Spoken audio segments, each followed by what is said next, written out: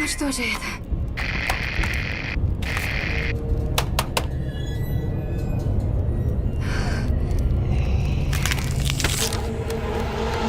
Шеф, вы где?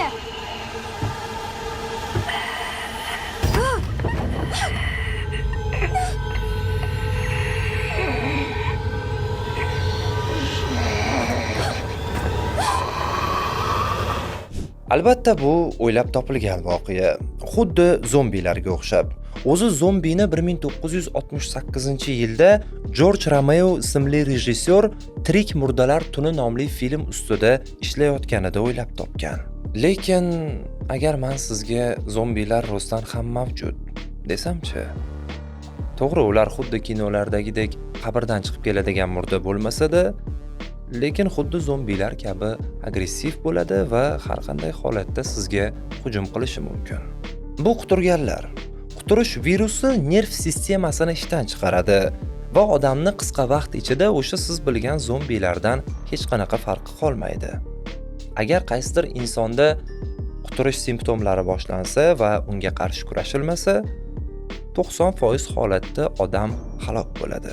Oldinroq aytganimdek, zombi atamasi 20-asrning o'rtalarida paydo bo'lgan, quturish esa ming yilliklardan buyon mavjud.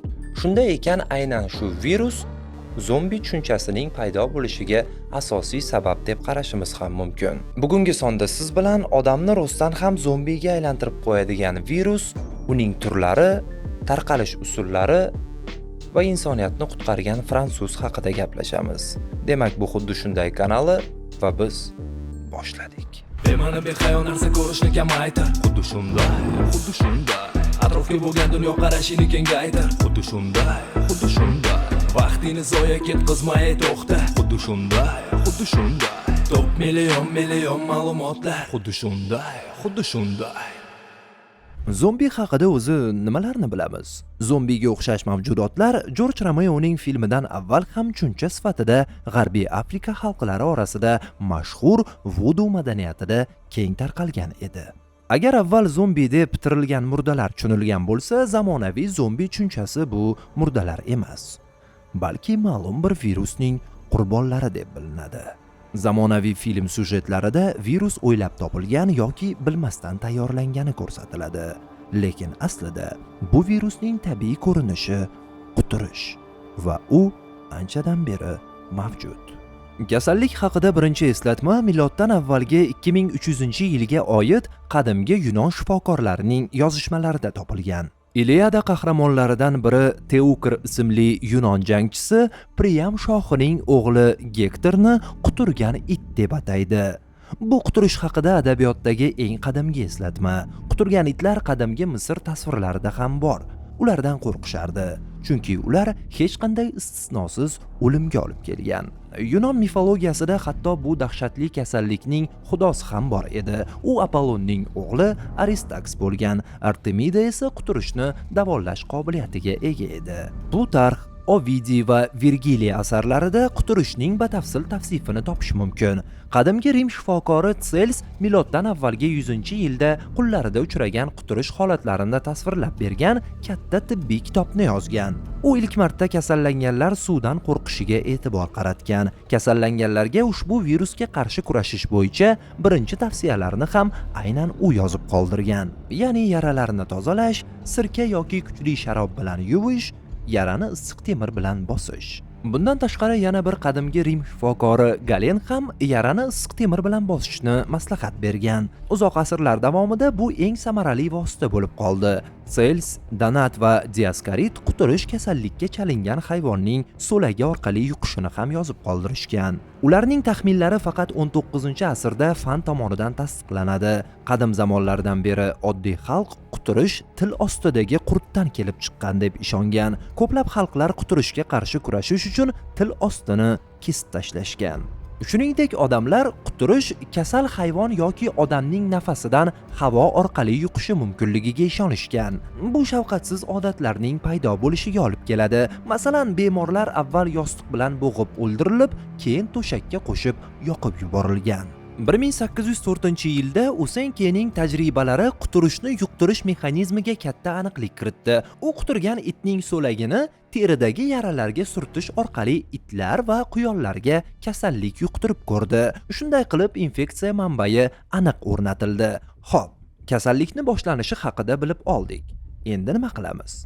Bu savol ko'plab olimlarni qiynagan. Ajdodlarimiz uchun quturish dahshatning haqiqiy timsoli bo'lgan. Virusning asosiy tashuvchilari va infeksiya manbalari kasallangan yirtqich yovvoyi hayvonlar, asosan tulki, bo'ri, shoqollar va uy hayvonlari, asosan itlar va mushuklar. Lekin ba'zida mol yoki qo'ylar ham chalinishi mumkin. Odamga esa quturish hayvon uni tishlaganda so'lak orqali yuqadi. Virus odamdan odamga yuqmaydi. Quturgan bo'rilar ko'p yozma manbalarida juda dahshat bilan eslanadi. Yirtqichlik, yovvoyilik va kuch ularni tulki-yu itlardan ham xavfliroq maxluqqa aylantirgan.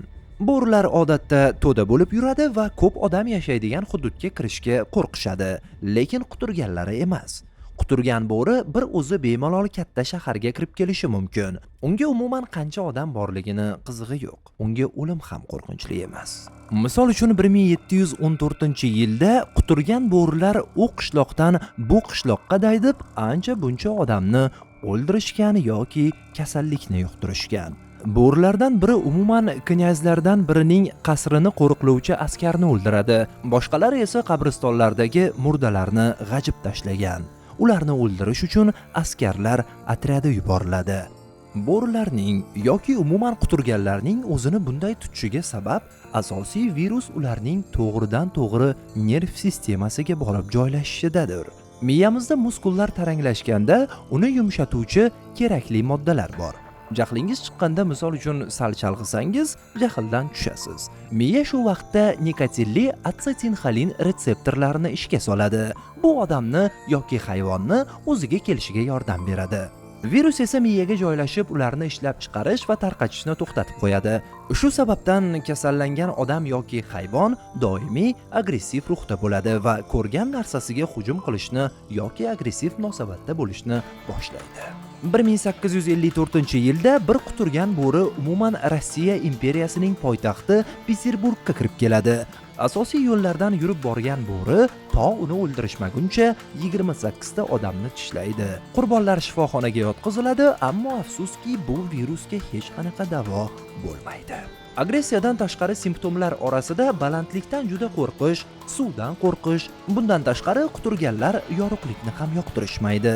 Kasallangan odam yoki hayvon bir chetda jimgina turishi ham mumkin, lekin uni oldiga yaqinlashsangiz, oqibati aniq yomon bo'ladi.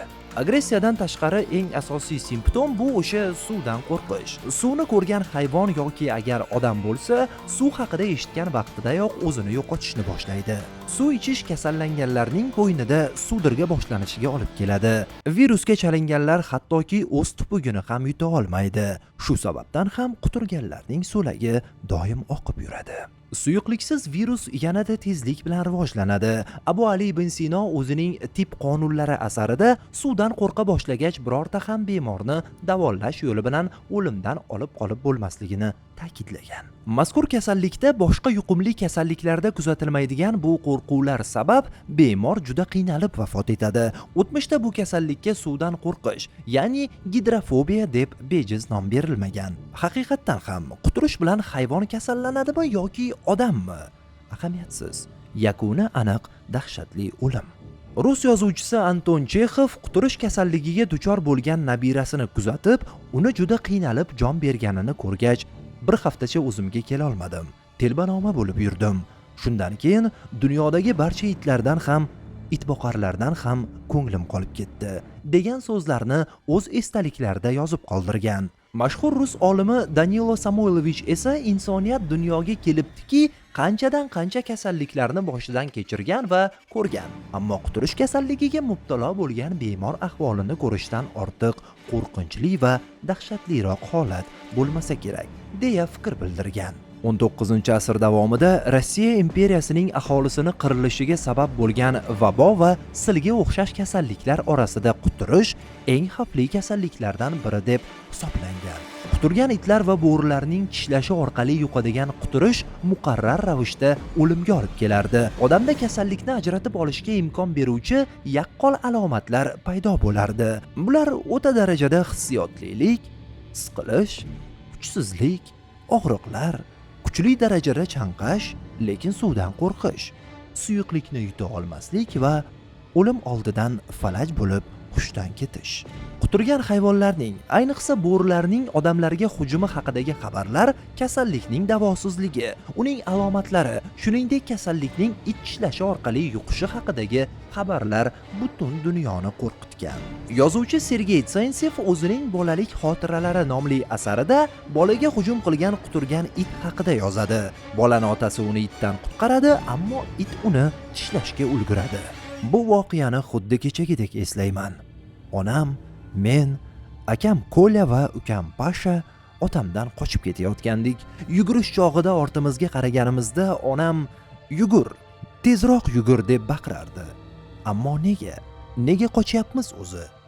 Otam meni quturgan itdan qutqargan edi. Endi onam otamdan qutqarmoqda. Biroz vaqtdan so'ng odamlar otamni qurshab olishdi. Arqon bilan o'rashdi, g'ishtlar otishdi. Tiniq eslayman. Kallasiga ot, o'ldir deb baqirishardi. Quturish asosan so'lak orqali yuqadi. Virus yuqqanidan so'ng uning inkubatsion davri 10 kundan 4 oygacha davom etishi mumkin. Bu tananing qaysi qismidan yuqishni boshlagani, organizmdagi virus miqdori, immunitet tizimining holati va boshqa omillarga bog'liq. Quturishga chalingan odamlarni xaloyiq o'ldirgan. Faqat 19-asrga kelibgina ko'p davlatlarda ularni o'ldirish taqiqlanadi. Bu kasallik shunchalik vahimali ekan, nega unga qarshi biror dori haligacha yo'q? Dori yo'q, lekin profilaktika qilib oldini olish imkoni bor. Antitana shakllanganidan so'ng organizmimiz bu virusga qarshi bemalol kurasha oladi. Qo'pol qilib aytganda, vaksina tana odatiy kunlardan birida virus yuborilgan it kasal bo'lib tuzaladi. Pastor hayratda edi. Bir necha kundan keyin unga virusning yana bir dozasi yuboriladi. Itga hech nima qilmaydi. U to'liq immunitetga ega bo'lgandi. Endi yakunini anglatardi. Shunda Pastor vaksinani o'zida ommaning oldida sinashga qaror qiladi. Rejaga ko'ra unga avval quturish, virusning odatiy shakli yuborilib, biroz vaqtdan so'ng vaksina urilishi kerak edi. Muqarrar edi. Ona bolaga vaksinani urishga ruxsat beradi. Bir larzaga keltirdi. Pastorning laboratoriyasiga dunyoning turli chetlaridan odamlar oqib kela boshlaydi. Vaksina tekin edi, ammo odamlar, ayniqsa boy qatlami, laboratoriyaga katta miqdorda yordam pullarini ajratib turishgan. Vaqt o'tgani sayin turli davlatlarda laboratoriyaning stansiyalari paydo bo'la boshlaydi. Eng ko'p stansiyalar Rossiya imperiyasida ochiladi. Quturishdan juda katta jabr ko'rgan imperiya aholi orasida majburiy vaksinatsiya boshlab yuboradi. Bu Sovet ittifoqida ham keng qo'llanilgan. Hozirgi zamonda vaksinatsiyaga qarshi chiquvchilar ushbu ma'lumotlarni o'rganishsa yaxshi bo'lardi. Odam, ayniqsa yosh bolalar, bundan tashqari uy hayvonlari ham quturishga qarshi vaksinani doimiy olib borish kerak. Uning ta'siri 3 yildan oshiqroq vaqtgacha qoladi. Bu aslo unutilgan kasallik emas. Agar virus miyagacha yetib borsa va vaqtida vaksina urilmasa, odam azobli o'lim bilan halok bo'lishi aniq. 2023-yilning 19-iyul kuni Sirdaryo viloyatida bir inson quturish kasalligidan halok bo'ldi. Uni shu yilning fevral oyida o'z iti tishlab olgan edi. Jabrlanuvchi esa hech nima bo'lmadi-ku deb yuravergan. Lekin iyul oyiga kelib o'z boshqaruvini yo'qota boshlaganidagina uni shifoxonaga olib kelishgan. Ammo afsuski bir kun o'tib u shifoxonada halok bo'ladi. Vaksina ta'sir qilishga ulgurmaydi. Quturish virusi ming yillardan beri bor. Lekin vaqt o'tishi sayin u mutatsiyaga uchrashni boshlaydi. Zamonaviy olimlar bu jarayonni sinchkovlik bilan kuzatib borishadi. Yangi shtamm paydo bo'lishi bilan unga qarshi vaksina qo'llaniladi. O'zingizni ehtiyot qiling. Ey stop, keyingi kadr, motor kamera. Bu ko'rsatuvda hatto qanot yozadi hammeram. Faqat qiziqarli fakt, foydali kontent kuzatar bizani pensioner yoki student. Xuddi shunday tarzda davom etadi kanal. Xuddi shunaqasi bitta o'xshashi esa navam. Hoziroq yoqib qo'ng'iroq bo'lgin obuna, like va komment ayamagin so'ra.